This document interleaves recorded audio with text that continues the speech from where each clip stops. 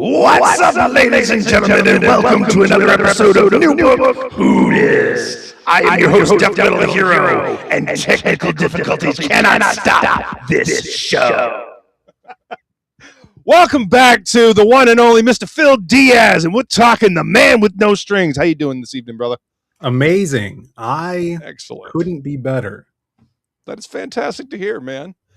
I mean, you're off to a fucking great start with this campaign, dude. Seriously, that stream on Bancroft's, the launch stream, that was like old home week. Like all these names and faces that I hadn't seen in fucking forever, just showing up to support, and it felt like an event. It felt like an old stream, like an old launch stream from back in the day when when we all kind of just started hanging out in this scene. It was really cool. It was really cool to see the turnout and to see the support for this. And I mean, this is all you, man. You doing this on your own fucking website. Yeah, it's been awesome. Yeah, that launch stream was so cool. Shouts to Bancroft. Put on a great show. And yeah, everybody that came out and supported that first day. Now I think we just passed 90% funded. So we're so close to being fully funded, which is awesome. It's great to see that we got a good handful of more orders today. So every day, excellent, trickling in. And I just can't wait for people to get their hands on this issue. It's going to be awesome. It's gonna, I'm looking forward to it, man. I missed the first campaign, so I'm looking forward to this one. I'm looking forward to getting my hands on one of them sketch covers as well. Seeing all the cool stuff that people have been drawing and the sketch covers that you've been doing. Yeah. So I'm looking forward to that. Thank you again for sending me the digital copy of issue 0. Had a really good time reading that. It's a great story. Thanks. You guys definitely want to jump on this. Feline just dropped the link for the campaign, so you guys can hit that. It's in the description, but it's easy click right there in the chat. So just to explain, I had the stream set up. Oh, yeah. Went to go initialize it. Phil can back me up here. He was in the back, and it just kept spinning, saying, "Oh, initializing. Just hang on. We're getting there. We're getting there." So I clicked stop, and apparently that ended that stream, which never really started. Right. So when I clicked go live again, it just made a brand new one with all the same information in it, just not with my thumbnail for whatever reason. I've been doing tech support for going on 20 some odd years. I guess I'm about 15, 16 years now. So I'm getting close to 20 years, but technology still fucking baffles me, some of the dumb shit that it does, especially when it comes to like the internet and networking, dumb shit like that. So anyway, thank you all for showing up over here. I dropped the link to this stream in the chat of the other stream, which never really started. But anyway, here we are. We're going to be talking about fucking awesome comics, indie comics, which is the future of comics. I am fully convinced at this point. So yeah, thank you all for being here. We'll start at the top and say hi to Woodrow. What's going on, brother? Hail and welcome. Woodrow. And I was getting things squared away. Feline is confused. Not nearly as confused as both Phil and I were in the back. Yeah. So here we are. And there's the link to the campaign. So go grab yourself a copy. And after this show, if you haven't grabbed it already, you're definitely going to want to. Hey, we got a Zaid Comics in the chat. Holy shit! Hey, look at that handsome fella, right? Kicking out the jams over there at Zaid Comics. And we got Dr. Mask. What's going on, dude? Good to see you, Dr. Mask. Welcome, sir. Let's see. We got an Edwin in the chat. What's going on, dude? Good to see you, brother. Hail, hail, hail. Thank you for being here. And we got Citizen Ronan as well. What's up, Ronan? Thank you for coming, man. Welcome. What's up, Rushbrook? Hey, man. Yeah, I know it's we're not in the right stream. We're in this one, so we make it work. Technical difficulties cannot shut the train down. Show must go on, right? Tech is great right up until the moment it isn't. Yes, that is 100% accurate. Tech is great right until it fucks it up. What's up, Subspace 85? Greetings to you. Welcome and thank you for joining us. Hey, what's up, Alex VRB? Thank you for being here. Alex. Rushbrook is driving, so stop texting and just drive. Yeah. Don't text and drive. It's a bad idea. It's Rex Doom. No names. Yeah, YouTube does weird shit. So Oh yeah, they switched that. yeah, Pretty annoying. I think you have to go into like the settings and change it and shit like that. So I don't know, man. But yeah, dude, exciting year this year so far. I mean, this is your first book that you've launched this year, correct? Yes. So Okay. we did issue 0. We launched it, I think, back in September. Yeah. We fulfilled it in November, December, and now we're doing issue 1. This is completely finished, and Oliver, the amazing artist Oliver Isabedra, him and I have been working on this for a while, just the series in general. Yeah. And we so much so that he just finished the line art for issue 2, so that would be the next issue after this one. And today he's starting the first page of issue 3. So oh wow, so he's on a roll. Yeah, I'm loving the format of this because we're putting it out more of like monthly title, even though Right. it's like maybe like 4 to 6 months in between each release. Yeah, but I'm writing them like that too, so it's a new type of structuring to a story. You're writing these single issues that lead into a next one that form an arc. So I'm having a blast just writing a different way than I'm used to. Right. And that makes you grow as a writer, and that has to be fun. You were used to writing the trades, basically. That was sure. the thing. That was the style when all this kicked off. And now, you get to kind of like lean into, like you said, the monthly writing. And you're releasing these like almost quarterly now, right? Is that the plan? Yeah, hopefully. I would love to have, including this issue, 3 more out this year. So the plan is issue 1 will fulfill in April.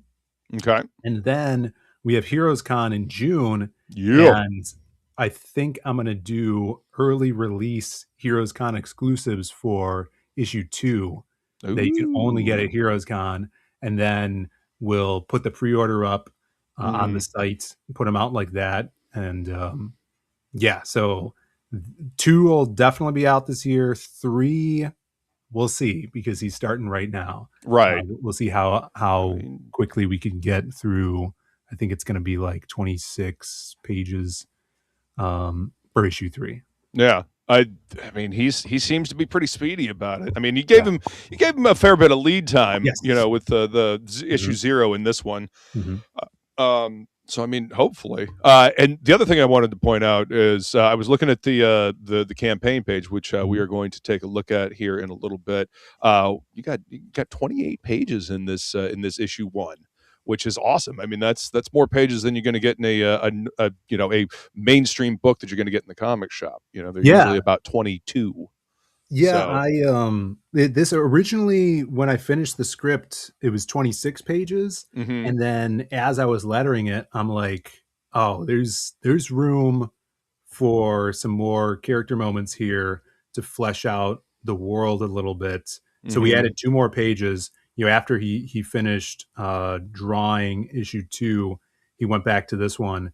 I added some more script, and we added 2 more pages, which turned out to be some of my favorite pages in this issue. I actually have a proof right here. I'll print it up. It has the lettering finished and everything. The beautiful main cover here by Oliver. Colored by our boy Eugene. We got this cool back cover, and then this first page is actually on the campaign page, but you can see big kick-ass splash opening. His line work is just fucking great, man. Yeah, it is. It's something else. It really is, dude. It reminds me of looking at an old school 90s comic. Yeah. Like something out of Top Cow, really. Oh, for sure. Yeah. He's a big fan of that stuff. Every time I show someone, they're like, oh man, this looks like Silvestri. Yeah. And, obviously a huge compliment to his line work. I'm trying my hardest to keep the writing at the level of the art. Right. It is just Yeah. awesome. Make the story match the artwork. So, and that's, with the I don't even know if it's annual at this point. Every few months, the conflict, the conversation, the Yes. argument, whatever you want to fucking call it, about writer versus artist, that comes up. And what it seems to me it all boils down to is we want both. We want really good artwork and we want really good story, and obviously we each come to comics looking for something different. As an artist, I'm looking at line work, and yes, the line work, the artwork pulls you into the book, but the story is the thing that gets you to stay there. That's what keeps you coming back. Yes, you'll pick up issues after, if the first issue is not written so well, you'll keep picking them up to look at the artwork, and if that artist leaves, then you're done with the book. But if you can get that rare gem that has good story, that really hooks you in, and the artwork that is just a visual feast, then you've got fucking lightning in a bottle. Right. And I think you might have lightning in a bottle with this one, man. I really dug that 0 issue. That was a lot of fun. Thank you. Yeah. Thank you. Yeah, those books that have that combination, those are the ones that transcend comics. They peak out of the sphere over here, and that's the stuff that I'm trying to shoot for. Well, they're the ones that stand the test of time. Those are the ones that people go back to and read again and again because it's got that quality to it, and it's entertaining. So that's fucking fantastic that we're getting this in indie books. And I really do feel like indie is the way. I don't know if you saw the I don't know what they were thinking, but IDW, their new idea to become an IP farm, and they'll have people create stuff for them, and you get royalties and stuff, but we own the IP, and it's like, really? Yeah. Why would anyone do that? Why? It is weird that they're outright saying that. I don't know what the deal, their contractual deal could be that would be so alluring to independent creators to want them, for us to want to go over there. Well, I mean, it would have to be a hell of a page rate and a hell of a a payout afterwards for the royalties, and I doubt that's going to happen. I mean, and even if it was, if something really takes off and it becomes the next IP to make a movie or whatever, they're still going to own it. You're only going to get so much out of that.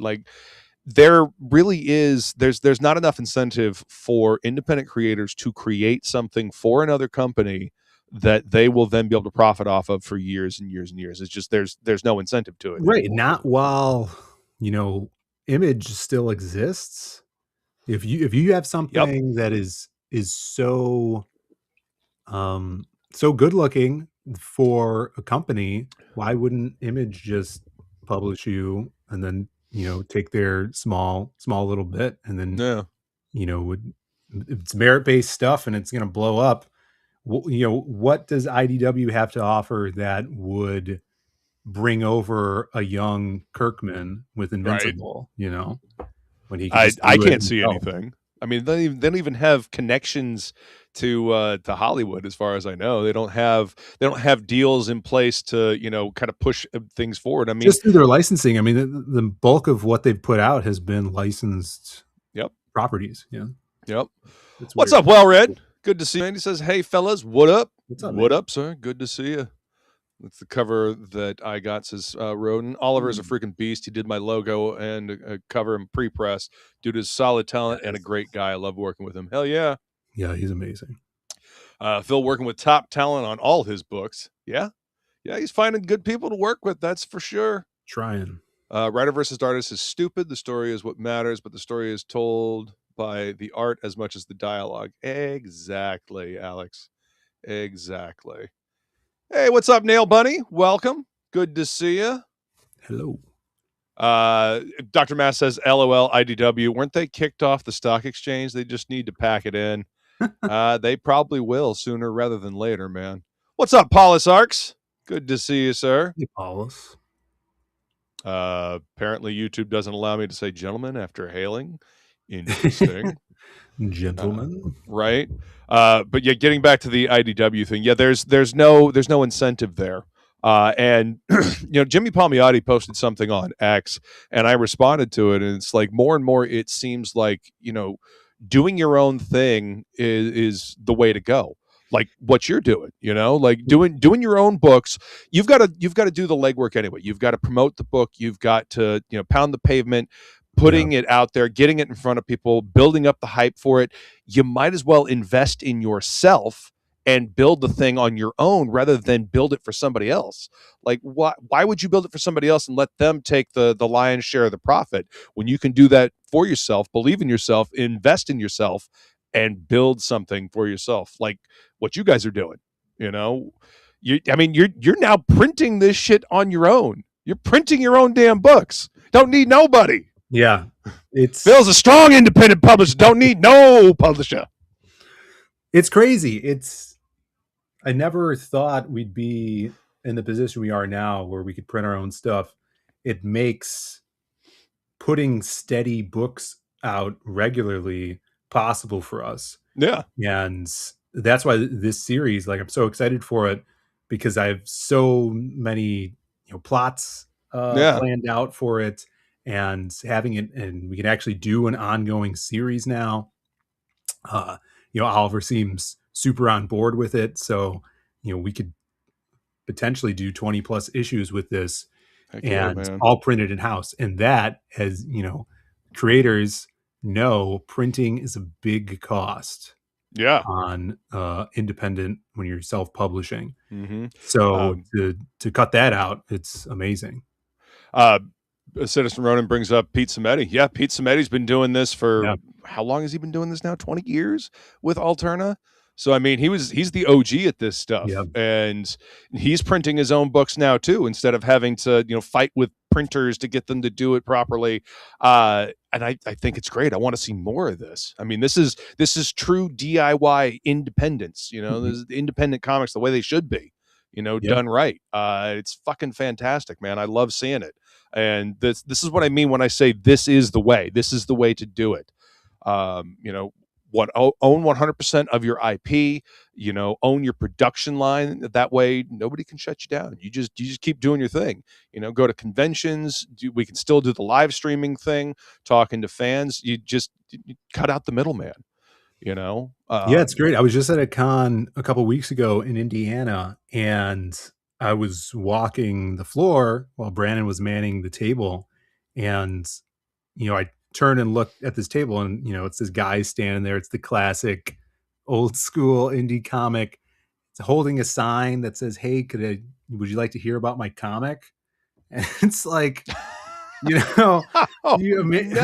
I hear that, I immediately get chills. And it's like, and then you turn, and I don't want to ignore the guy, so I'm like, yeah, let me hear about it. Let me hear your elevator pitch here, bub. And that's how growing up going to cons. I used Brandon and I tabled a couple times at Wizard World back in 2010 for our first stab at making comics. Yeah, and that's all it was, and it's kind of cringy to me, but to get back to start somewhere. The story, I'm like, yeah, let me hear about it. And then I look at his book stand, and I recognize the book. I'm like, oh, I already own this book. And he's like, really? I'm like, yeah, like 15 years ago, this exact exchange happened. I walked past your table at a Wizard World, or must have been a Wizard World or a Fan Expo Chicago. And you asked me if I wanted to hear about your comic, and I bought it. And now it was like in a trade collection. I'm like, how's everything going? We talk about that. I'm like, I make comics now too. Yeah. I'm printing them. And he's like, really? Like, bring them over. Let me see the newsprint and stuff. And so they were interested in printing through us, perhaps. So that was really funny. It's, deja vu. Exactly, Ronan. So that's fucking crazy, man. Yeah. I mean, that's cool though. It's cool that you ran into the same dude and you were able to, tell him about what's going on now and possibly have a customer to print books with. Yeah. You know. Yeah. It's been great. Yeah. The last year was crazy for us, doing the Man with No Strings 0 and actually printing it ourselves, realizing we can do newsprint and then blank sketch covers as well. So cool. And what we have Yeah. planned for this year, coming out with a couple more issues of this and some projects that I'm just super stoked about. Heck yeah. I'm just really, really looking forward to everything that's coming down. Hello, Angela. She says, hello, Ferris. Whoa. Welcome, Angela. Good to see you. Citizen Ronan says, there's no reason this can't be the norm. Printers and product have never been more achievable. This is true. For This sure. is very true. It's just a lot of initial upfront investment and making sure you know what you're doing. There's a lot of trial and error going on there. But yeah, there's no reason why this can't be the norm. And if we get more Pete Samettis, more Zaid comics, printing stuff for people, I mean, we can have a cottage industry of independent books printed on newsprint. And I personally like newsprint. Yes, having some of the nice paper and whatnot is cool. But there is something that feels so delightfully old school about newsprint, and the smell. I recently got cul-de-sac 1 and 2. I ordered them online. Talk about newsprint. That's like the best newsprint ever right now. And it looks so good on newsprint. Like that the printing on it is clear. It's crisp. And then the smell. The ink on the paper, it immediately takes me back to a fucking comic shop back when I was a kid, like looking through long boxes and stuff like that. I fucking love that smell. Yeah, I need to. Yes, I huff my comic books. What of it? To track down the Bad Idea guys, so I could try to source that paper because that is what we want. Yeah, that'd be amazing. Heck yeah, man. Woodrow says, I hate looking at my printing cost. Makes me want to just do digital and let people pirate it. Oh, dude. You'll make it through, buddy. People want to have a physical copy, dude. Yes. Print those books. I know I'm fucking looking forward to having a physical copy of your book. Yeah, same. Yep. This book looks wicked. Nobody says Small World of Comics. Hey, man, I have said over and over that comics is a niche. Indie comics is a niche within a niche. And independent crowdfunding comics, which is kind of the niche within a niche within a niche we find ourselves in. It's a very small community of people. So moral of the story is don't be an asshole. It's real simple. Everybody knows everybody. That's right. So be kind to people. Rushbrook's talking about changing his name legally to Mush. What's up, Rick? Good to see you, sir. Rick. Thank you for coming to hang out. Oh, we got Piper in the chat too. What's up, Piper? Good to see you. Been a while. The smell, can't recreate it. Yeah, absolutely. And the older books have a distinct smell, but the newer books printed on newsprint, it still has the beginnings of that smell. And as they age, it'll be like a fine wine or something like that. That's a good point. Yeah, to get back there. Yeah. Back to so I like it, man. Yes, I appreciate the high quality paper and the crisp colors and whatnot. But dude, I think about fucking Weapon X. Printed on that newsprint. Marvel Comics Presents back in the day. Those colors were fine-tuned for the newsprint. And all of the reprints fucking fuck up the colors. They're overblown. They almost look gaudy. But when you work within the medium, those colors, it all just works together and it pops, It feels like comics. And printing on newsprint can be cheaper. Because you don't have all the coded stock and all that shit. I mean, tell us a little bit about printing on newsprint. Like what's been the biggest hurdle for you? What's been the biggest learning experience printing on newsprint, printing your own books? So when we planned to do this series and print it ourselves, we didn't think to even look into newsprint until it was probably when Pete was doing his crowdfunder for his printer. Yeah. He was going to do that. And I'm like, let's see if we could print on newsprint. So we ordered some. We ordered a 30-pound uncoated newsprint, and it has a gray tone to it. Yeah. and we ran some test proofs off, but we ran into an issue where the paper was too thin for our printer. Mm-hmm. And I don't think I have any examples of one of those first copies, but it seemed like the paper was, or the printer was slipping, and so it was creasing the paper as it Yeah. went through. Mm-hmm. And some of them didn't have that in it, but it was like every other book did. Right. And it was so creased that you could actually like uncrease it and there wouldn't be any.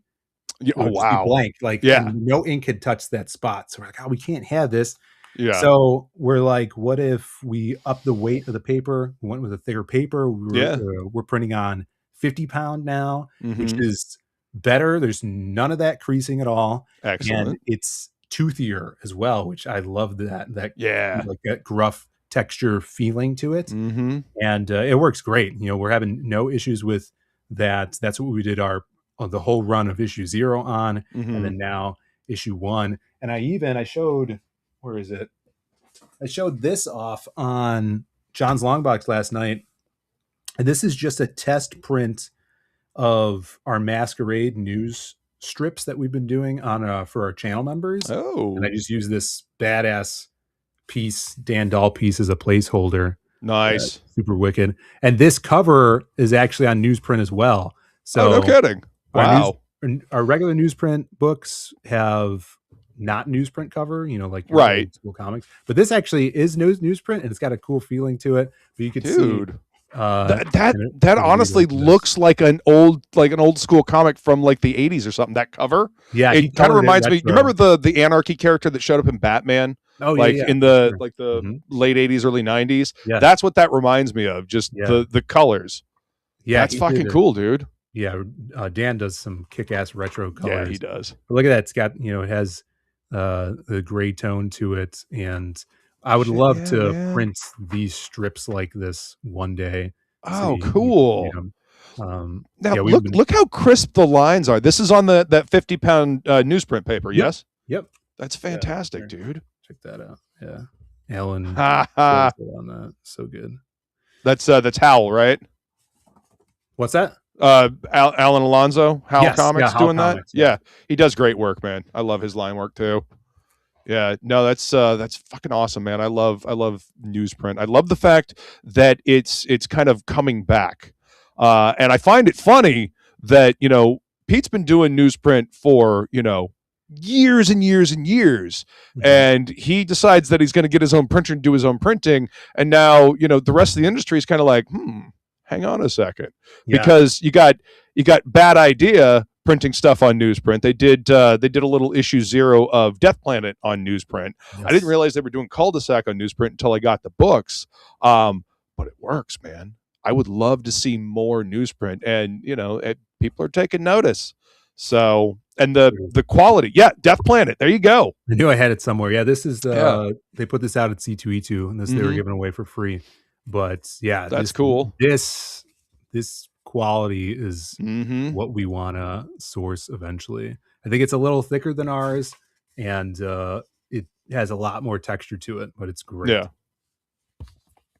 And again, being able to make comics a little bit cheaper so that they can be collectible, because I mean, think about the history of comics. They were originally like sold at supermarkets and newsstands and convenience stores. They were meant to be disposable. That's why they were printed on newsprint. And as things became more collectible, and they things started becoming more pricey, and the more prevalence of comic shops, we had the direct market. So they switched to higher quality paper to like really make those colors pop. But higher quality paper costs more. It's no longer just like a what is the word I'm looking for? It's no longer just like an impulse buy item. Like, I can get a couple of these for $3. I can get a couple of these and keep the kids entertained while we're driving somewhere. Now it's these are collector's items for adults, and we've got to have like this super high quality paper, and there's a place for that. You got the European bond desinées that are, they're high quality. They've got the spine and they look really good. But I want to see a return to like that fun, affordability of newsprint comics, and I think we're beginning to see it, man. And you're helping push that forward. So I think I'm digging it. Yeah, thank you. I'm having a lot of fun doing it. I think a lot of the reason why there was almost like a stigma for a while where indie creators thought newsprint was more expensive. Yeah. And when you get, and I think the reason for this is when you get quotes from printers, Mm-hmm. it would end up that way because the printers don't stock newsprint paper. Yeah. So they have to get some, and it would be a specialty print job because no one uses it anymore. Right. So for big industrial printers, mainstream printers, the hassle of getting that paper, switching out the huge reels, especially if you're doing offset printing, Yep. it's not worth it for them. So they're going to charge you an arm and a leg. Mm-hmm. But the paper is cheaper than regular paper. And, we print on both on this. You can get a regular version with the colored cover or the newsprint retro. And there's a price difference in that. So that's our cheapest one is the newsprint one. Yeah. I mean, and you cut out the middleman by printing it yourself. You've saved, I mean, obviously there's an initial investment, you got to get the technology to do it. You got to get the equipment to do it. But once you do that, man, you can start selling more volume at a cheaper price and still make a profit on it. Yeah. That's always the balancing act doing this shit, right? Being able to make it pay for itself while you're, doing this thing that you love. Mm-hmm. Dr. Mass says, I guess Pete looked into creating candles that smelled like old comics at one point. That is dedication. Piper says she'd buy them. Yeah, I'd probably buy one or two, just to have in the studio. I love that smell. That was one of my favorite things about going into the comic shop because it also had old paperback books. So I'd walk into the shop and it would just that smell of ink on newsprint would just waft and hit me in the face. It was great. It's not quite Manger's rough, but it bridges the gap between that and smooth. Oh yeah, for sure. Yeah. Mm-hmm. As a thing, as I said last night, this thing needs to be a thing people can purchase. I agree. Book looks fantastic, says Rex Doom. One of the reasons I first bought Alterna was because of the newsprint, says Ronan. Yeah, fancy paper is great for trades. Exactly. But newsprint makes sense for floppies. I agree. And that gives people a reason to buy the trade later. To see the fancy version of different. Yeah, we definitely plan to collect the story arcs of this series into trades and most likely crowdfund those and get them colored, do a colored version. I'd like to do like the color different from the flashbacks as well, where like the flashbacks would be in that retro color style. Yeah. That would be really cool. That would be very cool. Regular comics should be throwaway. You save the other stuff for special editions and such. Yeah, exactly. Yo, what's up, Papa Cotton? Welcome. Top 3 death metal bands. My top 3 would probably have to be Flesh God Apocalypse, Amon Amarth, and Dying Fetus. Probably my 3 favorites. Flesh God Apocalypse is an Italian death metal band that weaves in Italian opera. It's brutal and beautiful and amazing. Cool. Yeah. What's up, Bat Sauce? Good to see you, sir. Yo, welcome. Bats. Let's see. Getting back down to the chat. An original printing method isn't done anymore, I don't think. Okay, for the newsprint. Hey, we got Smokey in the chat. What's up, Smokey? Smokey, good to see you, man. Hail, Phil. Congrats on the new book. Hope to see you at Heroes Con 26. You will. That's I am confirmed. And I'll have these books there. Heck yeah, man. Let's see. Bat Sauce says, I don't get why manga doesn't color and sell huge special editions. That's a good question. I don't really have an answer for that because I am not well versed in manga. I have been reading Berserk though. When I worked in the comic shop, I bought like the big chonker, like hardcover, leather bound omnibus edition, and I've been enjoying that, man. It's the artwork in that is fucking beautiful. Yeah, I got to get into that. It's brutal.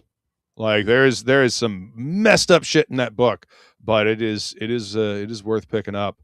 Speaking of worth picking up, let's go ahead and take a look at the campaign. And if you guys haven't, hit that link in the chat that Feline dropped for you to grab this book. What are you waiting for? So that's right. You know what? Hang on. Let's see. Is this gonna? Yeah. I was able to set it up properly. Let's see. I do have to fix this though. There's a few things that I got to work out with EV Mux here, but by and large, I like it. It works. Am I there? Oh, there I am. There you go. Now you're there. All right. The Man with No Strings #1. Is the trailer on here? Yes, it's that. If you go all the way to the top, that image, that thumbnail is the trailer. It's just hard to see because it's the buttons, transparent. I love this trailer, dude. You realize you're going to have to make a trailer for each one now, right? I know. You've locked yourself into it, man. Once upon a time, in a town time forgot, there was a gambler who cheated the wrong woman. In return, he was cursed. Every loss forced the truth from his lips. You gotta be careful about them witchy he ruled women. The desperate. They pay in gold. They left in graves. Don't go messing around. Now a new face walks into town, searching for the truth.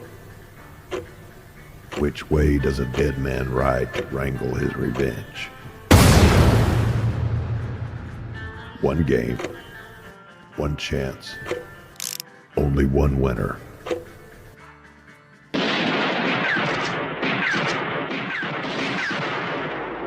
The Man with No Strings, Dead Man's Hand. Fantastic trailer, dude. Thanks, man. Yeah, they're fun to put together. That one didn't take a whole lot of time. Right. But yeah, once Stock got me the voiceover lines, and took like a day. He's got the fucking perfect voice for that type of trailer too. That old West. He sounds like a crotchety old cowboy when he's reading that shit. It's fucking great, man. I love it. Yeah, it's perfect. Yeah.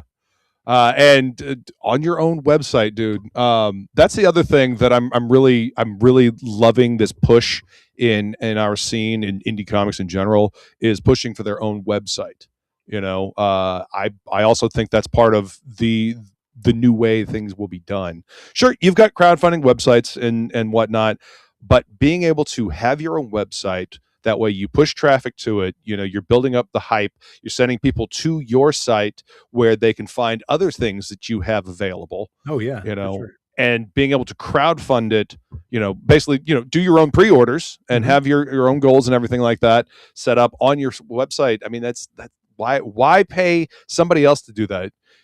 Put that towards, again, investing in yourself, investing in your company, paying your web hosting fees, making sure your website's working properly, and just going. That is the future. This is the way. Insert fucking Mandalorian meme here. Yes. Yeah. No, it's been awesome.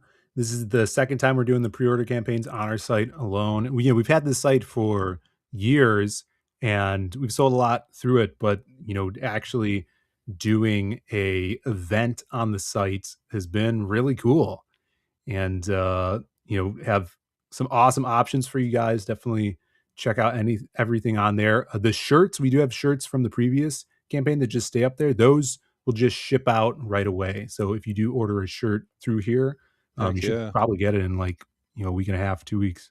That's awesome. And now are they like the print on demand shirts? Use, that's Printful. Awesome. Yeah. Printful. Okay, yeah, that's where I've been getting my shirts recently. Is through Printful. Honestly, I really like the quality of the shirts that they make. Yeah. Really good printing, and they print it near you, so the shipping is not astronomical. Rex Doom says great stuff. Paulus Art says I love Doc. Citizen Ronan says not in a gay way though. Paulus Arts. Maybe in a broke back way, says Rex Doom. The chat. You guys are fantastic. Smokey says, you guys get it. You are the next gen to keep comics alive. I commend you both. Hail. Thanks, man. Hail, Smokey. You know, you gotta learn and roll with the times, right? You got to roll with what's happening, and make it work. That's the DIY or die mythos, right? That's or Yeah. ethos, I guess is the word I'm looking for. Yeah, we took a That's what we chance do, doing this ourselves, right? and it worked out because, each issue is paying for itself. So, the investment we put in and getting the art done and production, these pre-order campaigns are just helping us recoup that and Yeah, then making a profit off of that. And, we could stack, issue 3, we're going to be selling issue 0 and issue 1. So all of that story is paid for already, and it just stacks, to the slice of pie. right. You got the ball rolling, and now you can keep it rolling. You got it started ahead of time, had Oliver working on it, and now it's the machine is going. You got it rolling, and hopefully it is a perpetual motion machine, and it keeps itself funding. Yeah, we'll keep doing it as long as you guys keep reading. All right. So here's the selection of covers you got this time. The standard 80-pound. I do like the fact that you've got the weight of the papers on here. Cool. I think that's a nice, unique thing for. I mean, being a graphic designer and actually having to know what the paperweights are, this is like an added bonus seeing this, because I can be like, oh, okay, it's a 100-pound smooth Bristol cover for the sketch cover. It's like, that's the shit that I work on regularly. Right. Yeah. So I mean, I love seeing that. Mm-hmm. So you got the 80-pound covers and 70-pound interiors, black and white covered. Man, that is the fucking line work. At some point, we're going to have to get Oliver to join us on one of these streams, so I can talk to him about his line work and stuff like that. Because I love the balance and the weight, and I love his lines. Yeah, he's insane. Thanks for stopping by, Piper. Good to see you, Piper. She says, "Gotta go. Happy to have caught you." Well, thanks for stopping by. Have a great time, and hopefully we'll get to see you again on one of these streams. Do love the paper details, says Piper as well. Yeah, that the black and white cover specifically. We did those the retro cover and the main cover initially as two of them, and then I had this concept for this piece here, and I'm like, maybe we'll do this as a pinup or a third cover. And this was before we even planned on printing them ourselves, and before doing the blank and having a retro version with that cool throwback colors. So we had this for a while, and had the concept, him peeking behind the clock, and some bullets on the ground, casings. And there was a lot less with the first iteration, had a lot less casings on the ground, and it actually had a background. There was like a back wall with wallpaper and stuff. Like, what if we just white out the back, so if we get it colored, it could just be this striking contrasting color, right? And then let's go up to 11 with those 90s casings on the ground, even though it's a Western. They didn't have the fully automatic ejecting casings, right, in the 1800s, but it just looks so damn cool. And he drew this up, knocked it out, and I'm like, oh, this is so cool. So I'm so excited we were able to use it as the black and white version cover, because it's so wicked. Yeah, Stephen Platt for sure. Yeah. Oh, we lost. Are you back? Yeah. No, I froze. Oh no. The internet is having its revenge again, apparently. Yeah, no, it's a really cool visual touch. And Dr. Mass says very Stephen Platt with the casings. No, I agree. Yeah. I agree. It's what if we take away all the work you've done? So I just added a little more work, Yeah. You just had to shut some layers off, I think. Dude, why does Oliver draw so effing good? Yeah, there's a lot of you fuckers out there that just draw so effing good. But you know what? I take it as a challenge to make sure I get better. Fantastic line work like Miami in the 80s. Oh, hang on. Oh, wait, I can't do that from here. Anyway, but I'm ching. Yes, it's a good one there, Rex. That's a good one. I also appreciate the fact that you can actually look at a zoomed in version of the cover on the website. That's a nice touch. It also made it easier to grab a cover to put in the thumbnail as well, and to grab the logo. This is fucking cool, man. I like the fact that you're doing the retro style covers for the newsprint version. I think that's a fucking choice touch. Yeah, we got the 70s like trade dressing style from Weird Western Tales. And yeah, I love that. And now that Oliver knows we're going forward with always having, this style cover with the retro covers, he could tailor, each image to fit, this style, the trade dressing. Plan it out. I mean, that looks like it would fit in the spinner rack back in the day. And let me see. Oh, I have it right here. Because this is the proof here. If you expand me, you'll be able to see we printed the full line art of both of the covers in the back. So for those of you that love black and white line art, you'll be able to check all of that out. Wow. That is fantastic line work. Yeah, super cool. Heck yeah. And then there's the regular cover. That's dope. Yeah, so there's going to be, I think there's probably like 10 pages of back matter in here with concept art for the villains and stuff, and we'll always have that in the back of the issues. Heck yeah, man. People like that kind of stuff. Being able to see how the sausage is made, for lack of a better term. And then here are the rest of the tiers. Catch Up, No Strings 0 and 1. The Full House. You got a new shell bean available. The Rootin' Tootin' shell bean. That's right. Yep. Yeah, and this also comes with a wanted poster for our ghoulish gambler, the villain of this issue.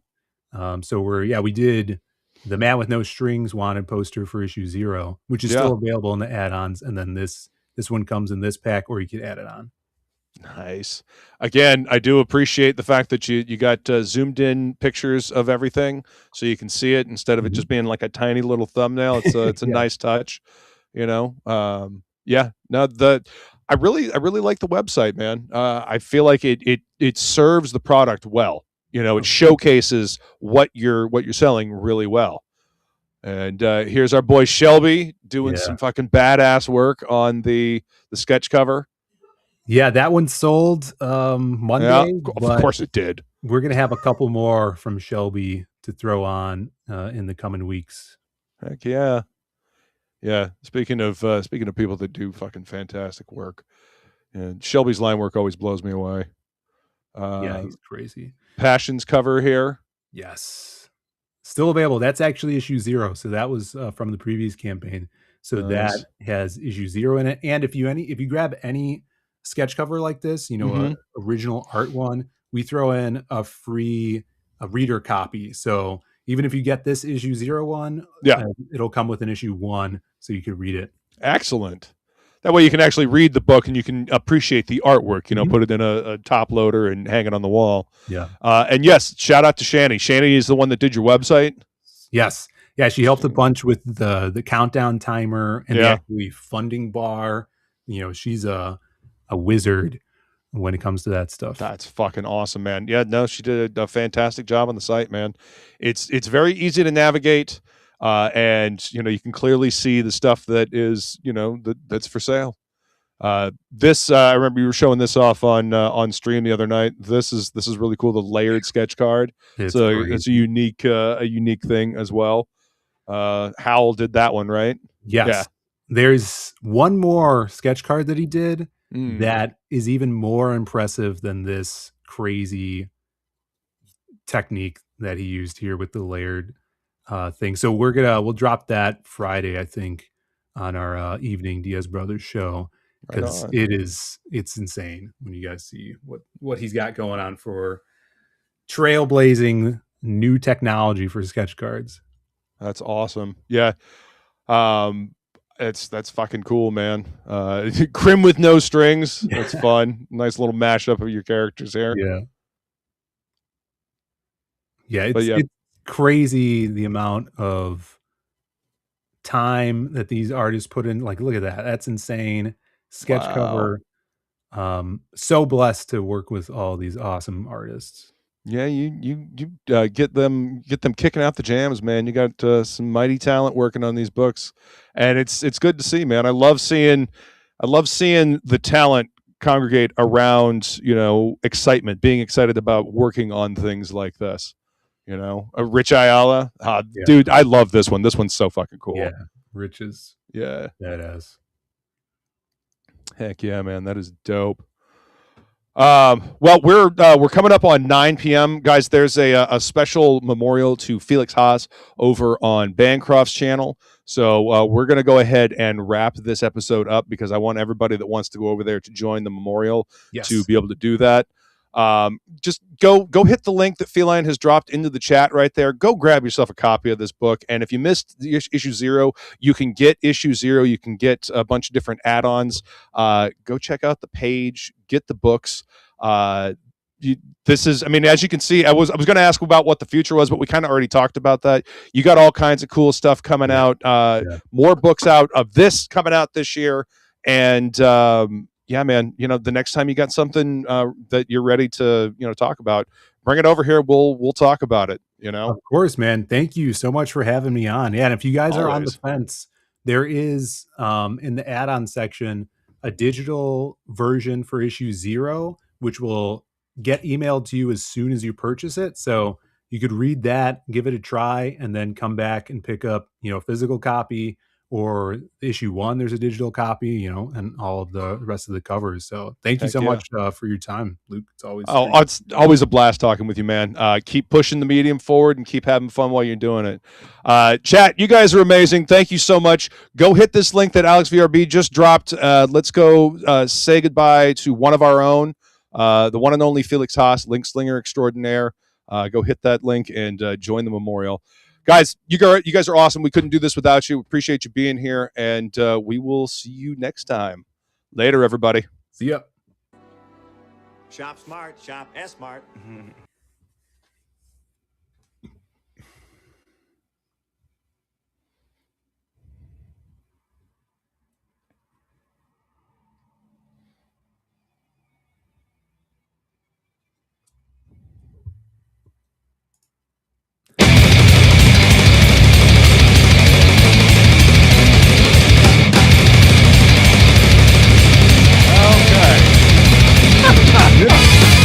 Lux is just having a fucking day. Lux is just having a day, apparently. Because I was watching the